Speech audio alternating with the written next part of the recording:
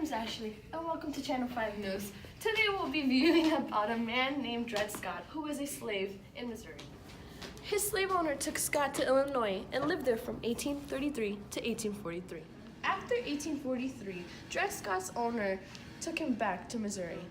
To continue from there, once he returned to Missouri, he went to court to fight for his freedom, arguing that living in a free state meant he was now a free man. After losing, he took it further to try to regain his freedom. This is the Dred Scott versus Sandford case.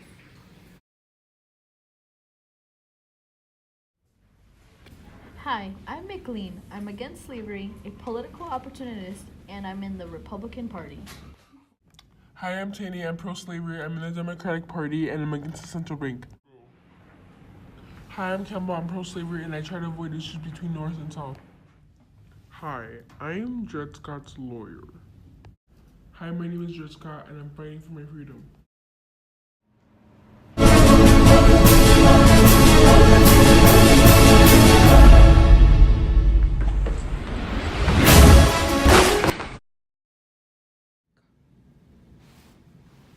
Oh, hey.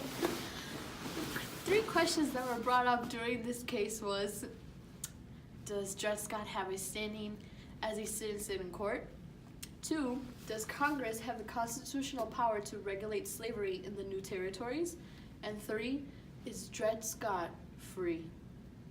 Dred Scott and his family became entitled to freedom by being taken by his owner to reside in the territory, where slavery is prohibited by act of Congress.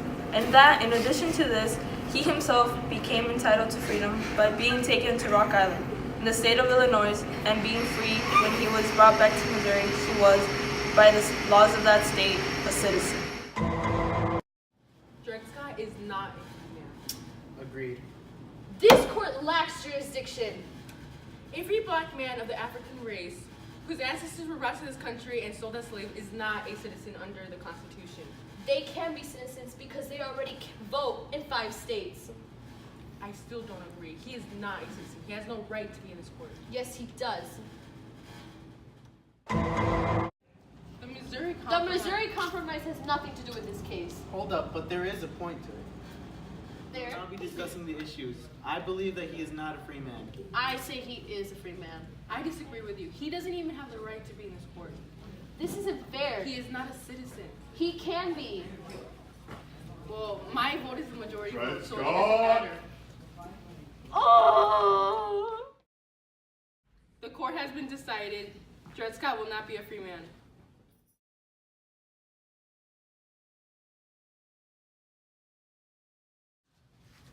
On this sad day, the court said the central conflict was whether a state's laws could give a slave the freedom of citizenship. The Constitution in 1857 was not clear who was and was not a citizen of the United States. We now have Judge Campbell.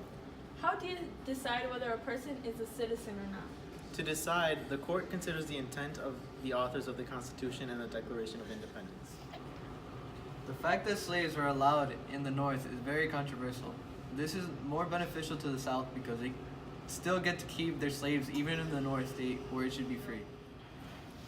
This means that slaves can be kept anywhere in the country. This situation was not stated in the Missouri Compromise. Since slaves can technically be anywhere, the North Side people will be mad because there will be slaves living in that area, meaning they will do. Oh, hey. Look what we have here. So in the beginning, we stated that the Supreme Court brought up 3 questions, and these are their answers. So, Dred Scott is not a citizen because African Americans descended from Africans can't be citizens. Therefore, he has no standing in the Supreme Court.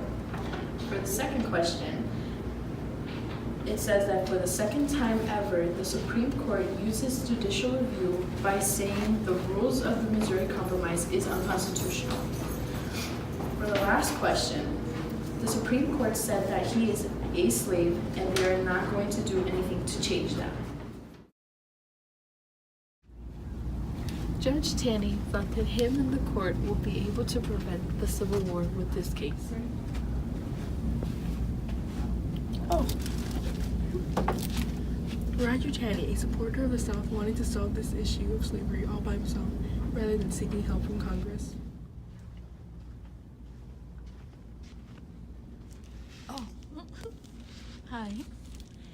The court made the decision that African Americans were not citizens and had no right to sue in court. Because of the due process clause, Taney said that the slaveholders can take their property wherever they wanted and slavery could not be prohibited in any state or territory. The Due Process Clause acts as a safeguard from denial of life, liberty, or property by the government outside the sanction of law. Wait, where are you going? Wait, but what about the effects? I'll tell you when we see each other downstairs.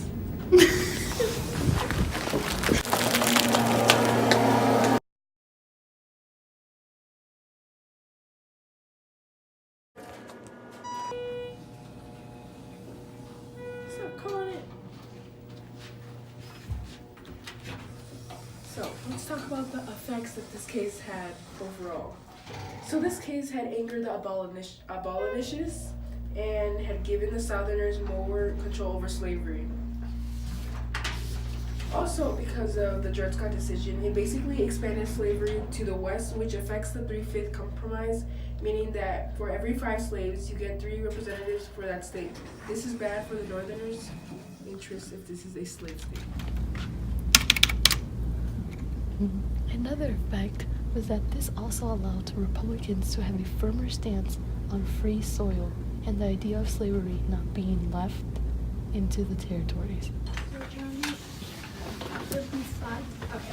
Because slavery was such a controversial issue because of the expansion issues and compromise issues, in 1850 in Missouri Compromise, Missouri is claiming that if you leave as a slave, you will come back as a slave.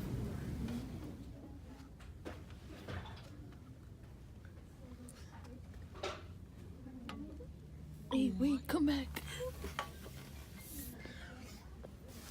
The Dred Scott decision led up to the outbreak of the Civil War.